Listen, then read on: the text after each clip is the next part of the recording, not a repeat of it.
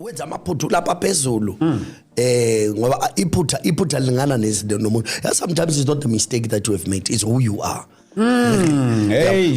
Kona into engenziwa umuntu nje abantu bangamnandaba kodwa mayenziwa uwe isisindo sento yona sithathe a problem. So we can't limit God as far as age is concerned. All right. Do God also calls women?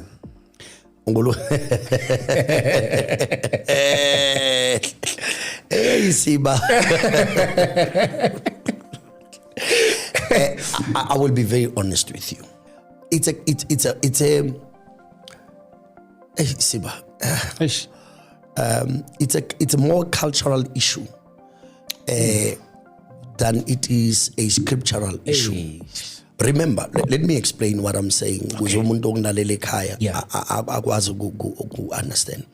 Anyone who receives the gospel within a cultural context. Agekho umuntu othi mayamukela ivangeli alamukele outside of culture. When you look at the cultural nuances zala, kukhona into ongayenza eKZN, a cultural, but it offends someone spiritually. I'll make a simple example. Ungathi mawuzobikela lo muntu omdala.